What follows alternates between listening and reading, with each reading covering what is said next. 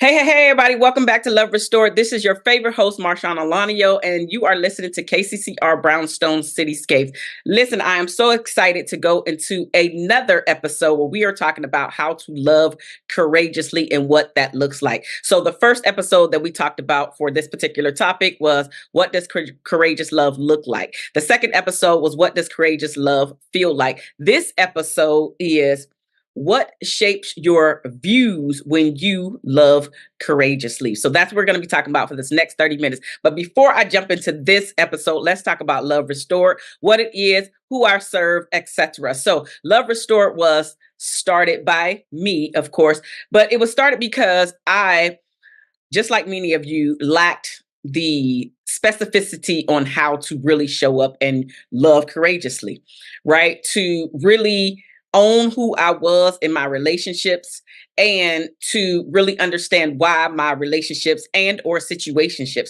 was not going to the next level. And so if I can share my experiences as well as the data that I have collected over the years, all of the books that I've read, all the articles, all of the courses that I've taken, all of the people that I've talked to, including but not limited to my exes, about why we didn't get to the next level, then I have fulfilled my God-given purpose by giving you the information so you don't have to go down the same road that I did of learning what we say is the hard way. And I'm doing air quotes for those of you who are listening to the episode. So that is why Love Restored was started. And as I continue to grow and build upon, it is because I want to share information that I know is critical for you to shape who you are in order for you to show up and be able to love courageously, but also be able to be who you are so you can attract the right person by working on all of those things, all of your fears, your worries, all of your past trauma, whether you get coaching from someone or whether you work with a therapist on that. All of that plays a part into why so many of us have been a part of traumatic relationships and or tumultuous relationships. And it's not limited to us seeing our parents, our guardians, our sometimes our older siblings or older family members where we saw them in tumultuous relationships, and now we take on that identity as our own. So maybe your belief is that the only way that you can get across your message is to yell, scream, fuss, and fight, and or nag your partner all the time, and or just make big assumptions about why he is not doing X, Y, and Z, instead of having those critical conversations that make a difference in how we are showing up in our relationship, as well as how we get a chance to have a complete picture of who he is when he's showing up with you. So all of that plays a part into why I started Love Restore. And each time I say this, there is a slight differentiation every time I say this, but all of it is encompassed into why Love Restore is so important and why I decided to start it. So now, without further ado, let's talk about what shapes your views when you have the courage to love. When you have the courage to love, your views are shaped by a combination of personal experiences, values, and internal growth. There are several factors that influence how you see and approach love with courage. So I'm going to talk about several of them here today. The first one is your past relationships. I already talked about that, but your past relationships play a critical role in how you are showing up and if you're able to show up and love courageously, because the lessons from your previous romantic, familial, or platonic relationships influence how you engage in new ones that come about.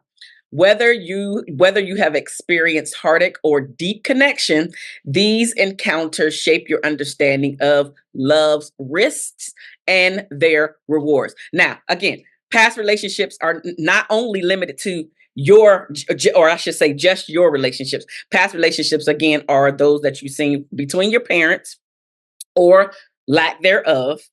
Could have been one of your parents and then another person, another party, right? Another significant other to your parent or guardian. So, and then like I mentioned before, it is your cousins, older cousins, your aunts and uncles, etc. So there's a lot of relationships, and all of that plays a part into your past relationships and you deciding to love courageously. It is where this influences how you now show up and engage with your previous previous and or current partner.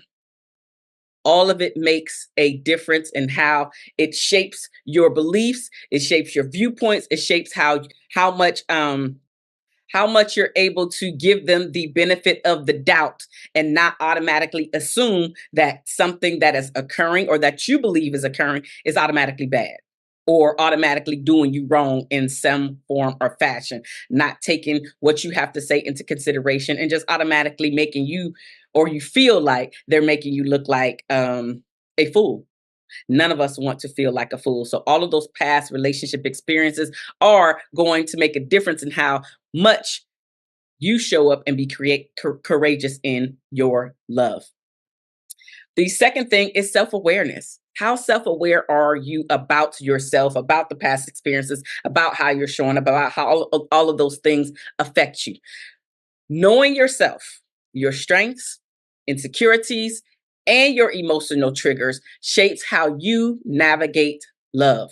So when you have a strong sense of self, you're more likely to engage in love with authenticity and balance without losing yourself in the process. Hear me again, without losing yourself in the process. I literally was talking to a young lady yesterday, actually. Yeah, yesterday.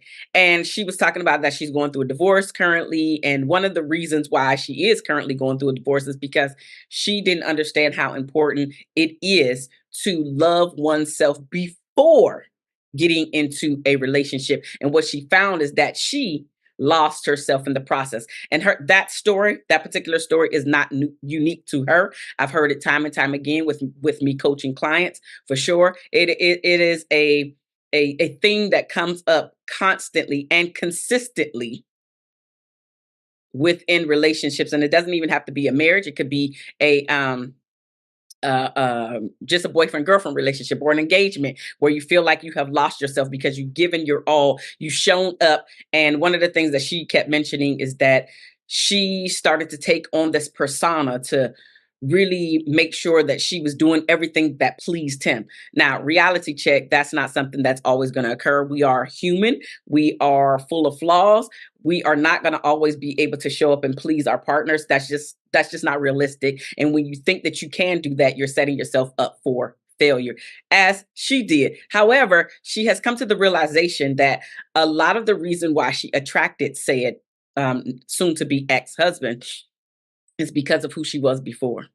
She didn't love all of who she was. She wasn't like taking care of self. She wasn't able to identify the things that she liked. So one of the things that came up that she was saying yesterday was, when I was in our relationship, and even when I was talking to my daughter later on, my daughter kept asking me, well, mom, what is it that you like to do? Like, what is your thing, basically? What are your hobbies? What are your likes?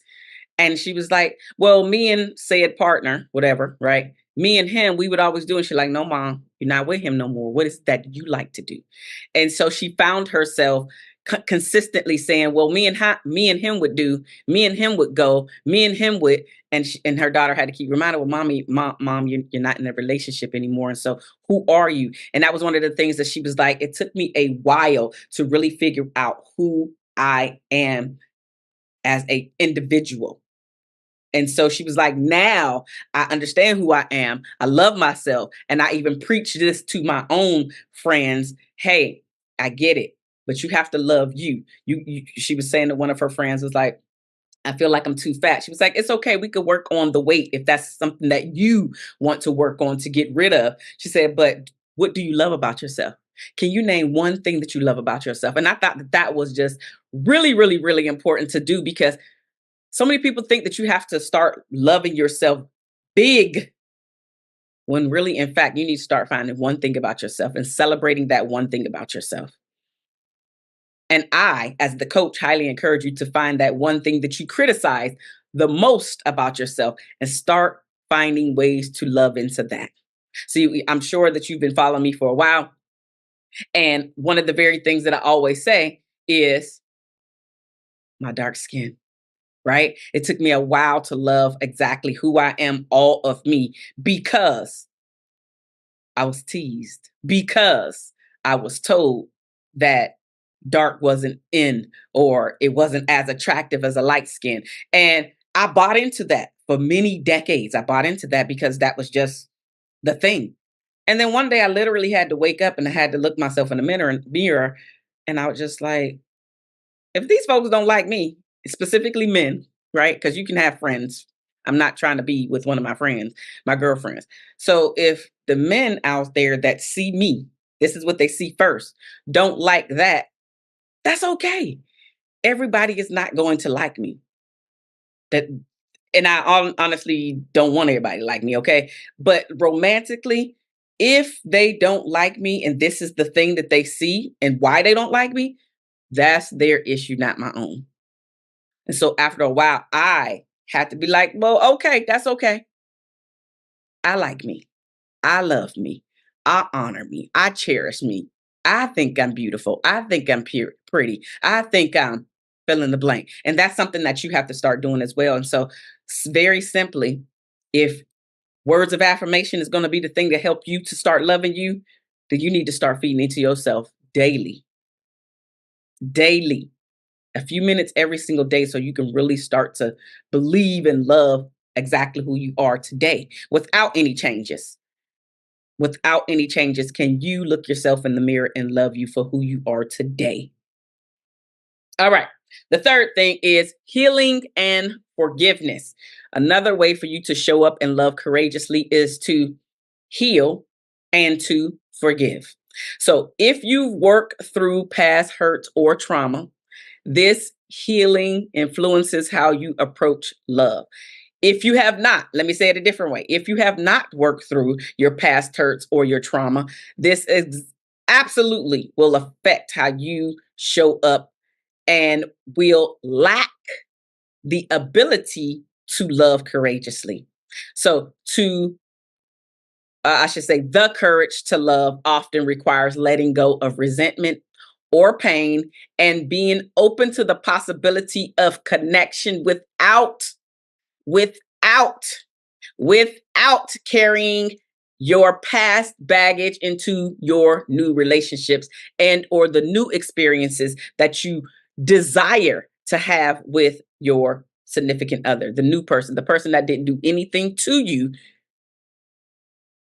but you are still putting them in the same box as everybody else because of your past that you have yet to heal from. Now, this is not something that I can absolutely help you with because this is the area, the healing portion, at least, the understanding portion, the why is usually the therapist. That's the healing part. You got to start working through that stuff. Why did this stuff happen? And you got to go, it's layers deep usually. And it's, I like to call it like it's peeling back an onion. There's so many layers on an onion. That's what happens when you start talking about some of these things and why you keep allowing these things to happen to you, or why you keep putting every guy in the same box, why you keep attracting the same. A lot of that peeling of that onion to understand what's happening with you and why comes from working with a therapist usually. The forgiveness piece is literally what I keep finding when I'm working with clients is not so much that they can't forgive the other party. And it does take, it depends on who you are and for how long it's going to take you to say, I forgive X or my ex for doing X, Y, Z, A, B, C to me. So it's different for each person. However, once you get to the part where you can forgive, then that part starts, that does actually start to heal you. That forgiveness literally starts the healing journey, but you still got to understand why. And a lot of that is pulled out of you via working with a therapist. Okay. So, but I want to say here, understanding that forgiveness is not for your ex. Forgiveness is for you, sis. Forgiveness is for you to understand that. And if you keep holding on to that ugly, that's the non forgiveness. If you keep holding on to that, then you yourself will not be forgiven. You won't. See, y'all know that I'm a believer. And so the good book actually says that if you can't forgive the person that trespassed against you, then God will not be able to forgive you for all of your trespasses, all the things that you need to be forgiven for. Can't forgive you because you don't have this forgiveness piece in your own heart. So how can you expect to be forgiven when you can't forgive? Let me go a little bit further to say that a lot of people, it seems easier to forgive the person that violated them, trespassed against them, cheated on them, etc.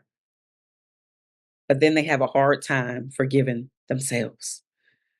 So your past, in order for you to show up courageously, you not only have to heal, you not only have to forgive the other person, you also must forgive yourself for all of the wrongdoing that you did, owning your part, forgiving yourself for how ugly you were showing up during that time in your relationship.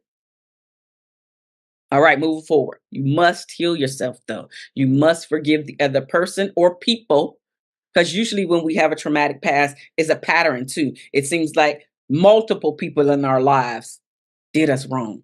So you must forgive each and every person that has trespassed against you in order for you to be forgiven for all of your sins yourself. Okay. All right. Now the church is over. Moving forward, the next way to show up and be courageous in love is understanding your cores and values, your core values and beliefs. So your values such as loyalty, honesty, empathy, and mutual respect act as guiding principles in your relationships. These shape your boundaries, your expectations, and what you are willing to give and or accept in love itself.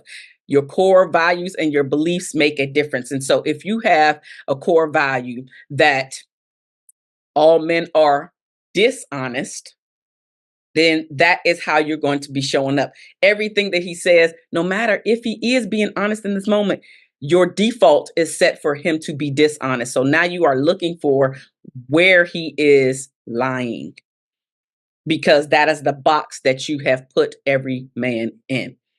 Right? If you feel that respect is very low on the totem pole, that's exactly how you're going to be showing up, and you're going to exemplify really being disrespectful instead of that understanding that mutual respect is important in your life. So you must understand what your values and beliefs are and come accordingly into the relationship in order to show up in love courageously.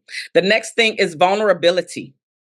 Embracing vulnerability shapes your view of love, as it requires accepting that love comes with uncertainty and potential heartache.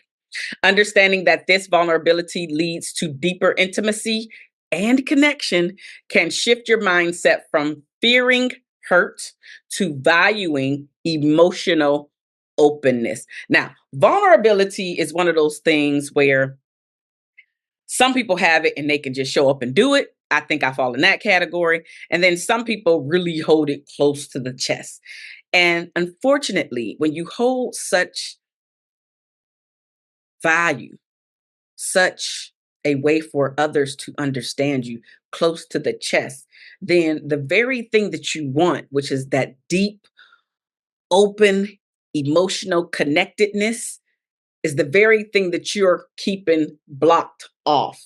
You're keeping it blocked off behind your wall. And I know a lot of people think that that wall is a level of protection. And at some points, they are in our lives. However, in your romantic relationships, in your significant relationships where the people in your life that you really want to keep there, at some point that wall has to be busted all the way down in order for that person to truly understand who you are, why you are, and how when you start to go down the road of just doing stupid stuff, they can give you a pass because you have explained that you know what, I'm weak in this area. I'm real weak in this area. And I don't want to be weak in this area. But, and I'm sharing this with you because I understand that this is one of my weaknesses that I am trying to strengthen. But I also want to give you the opportunity to understand me better. So when I fall, because I am, when I revert back to my comfort zone of holding things close to the chest because I'm used to that safety in doing that, now you will know exactly where it's coming from. I don't want to do it, but you will understand why I am doing it, right? Being able to even share something like that is being vulnerable. It is allowing your partner to see more of you, to understand more of you, to be able to value you, even giving you more um special time. And I mean like giving you more hugs, leaning into you, allowing space for you to share if you must or not. It's like, it's going to be okay. It's going to be okay. Thank you for sharing that. The more you try to hold on to your safety by not sharing your vulnerability, the more and the faster you lose people that you actually want to keep in your life, specifically your significant other. Because what I heard from men clients specifically in this particular case is that they feel like they do not know who you are. And this could be after years of trying to understand, trying to pull things out of you. You know how sometimes you have friends and they may give you one word answers and then you feel like you have to keep asking questions about it instead of you asking that one or two questions about it and then they divulge more. You feel like you have to ask 15 to 20 questions in order to get a full picture because they literally just answered that one question. That is like literally pulling teeth that are not loose in your mouth. It's rough and it's painful to do that. And if I have to do that every time we're having a conversation, if your significant other feels like they have to do that every time they have a conversation, there is no way that they are going to feel super connected to you because you're making them work super hard and they don't understand why. You can't just tell them. Vulnerability and all of these things play a big part in how and or if you're going to be able to show up and love courageously. Another thing is resilience.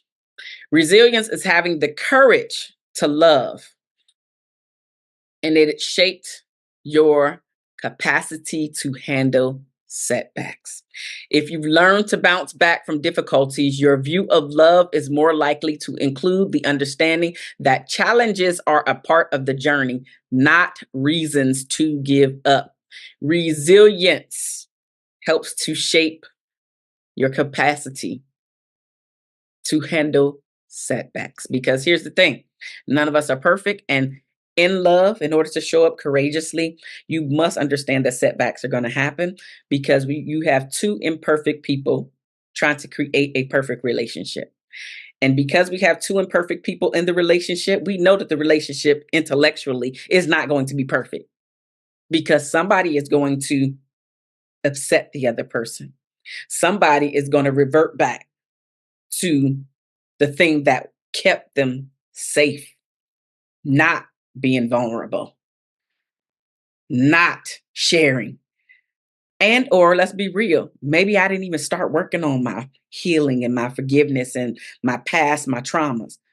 Maybe I'm a baby in this area.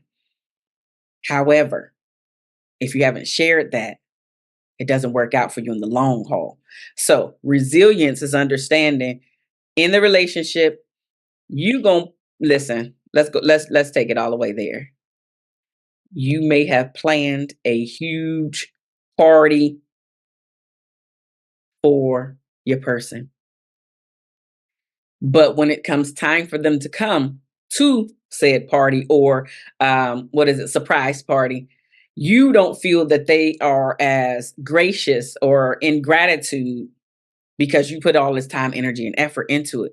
When underlying their not being and or not having the gratitude that you believe that they should have, you didn't listen. What do I mean? During one of y'all conversations, he told you he don't like surprises. He also told you he don't want nothing big. And you didn't listen. You just went ahead and did what you wanted to do. But he told you. And so that's a setback in the relationship. It was literally a miscommunication or you just doing whatever the heck you felt like doing in that moment.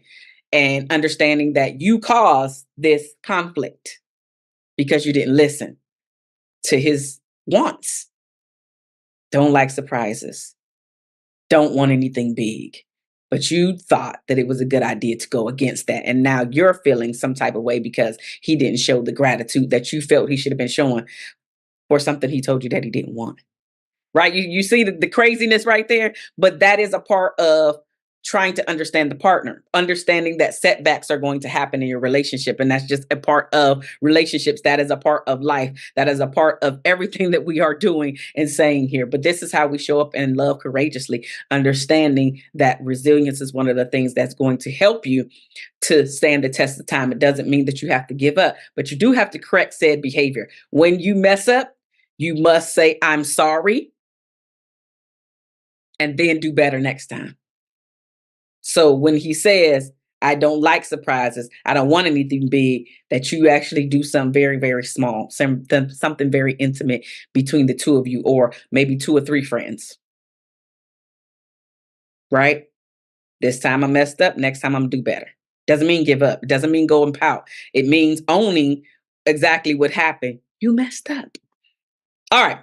The last thing is how to show up courageously in love is having a desire to grow. Love that is courageous often comes with the desire for personal and relational growth. You see, love not just as a source of happiness, but also as a path to becoming a better version of yourself. And you're willing to take on that responsibility. You have to have a desire to grow. It's just a part of it. It's a part of life.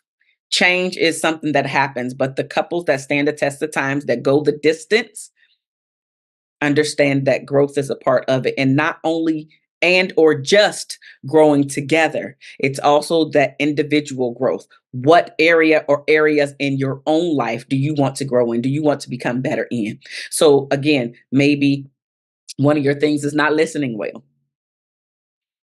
So that could be an area where you say, you know what, I want to be a better listener. How can I become a better listener? So maybe you pick up a book or an audio book, right?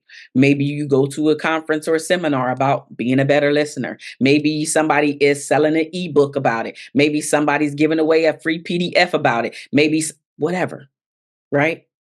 And then when you get all of this information, now you got to implement it. You have to start practicing it. And the practice is where we become better. This is where the growth happens, is you actually doing the things that you learn, because just knowing about it means nothing. If you only read about how to be a better listener, but you never practice being a better listener, that information, you didn't retain it, and literally you wasted your time. But you can do that in every area of your life that you have a weakness. Maybe you're trying to be a better communicator. So now what are you doing to be a better communicator? Maybe you are being better at staying off your devices and doing quality time versus y'all both in the room, but y'all not talking about nothing. Y'all both on y'all devices. So maybe there is practicing, okay, between this hour and this hour, phones are out of the room, on the charger in a different room, or just out of the room, or turned off completely, so you and I can connect. You and I can sit down and have dinner without interruption. You and I can watch a movie without interruption. You and I can go take a walk without interruption. Whatever that connectedness piece is that you need, but understanding that that is a growth, an area, and all of us have areas of growth. All of us, I am included. All of us have areas of growth. So now, with that being said, ladies, super, super happy that you decided to stay here with me for these 30 minutes. Please let me know what you have taken away from this, because ultimately your views are shaped by the interplay of past experiences, self-reflection, and the belief that love is worth the emotional effort, even with its inherent risks. Anytime you show up and try to be courageous in any area of your life, but especially within your love life, there are risks. You have to determine, is it worth it for you? Is it worth it for you to show your vulnerability, your emotional side, your feelings, how you're feeling, and be willing for it to be received as well as not received? And then act accordingly based off of their reaction. Thank you so much for being here for these 30 minutes of Love Restored. This is how we're showing up courageously in our love lives and what it looks like, what shapes us to be able to be courageous in love. I'm Marshaun Olaniyan. This is Love Restored, and you are listening to KCCR Brownstone Cityscapes. Share this episode with somebody that you know that needs it. If you want to work with me outside of Love Restored, I do coach Black women over 40 in all relationships. But the relationship that we focus on the most is the relationship with yourself. If you want to have a coaching conversation with me, then email me at marshaun@marshaunolaniyan.com. I love you guys. I will see you next week where we jump into another episode about courageous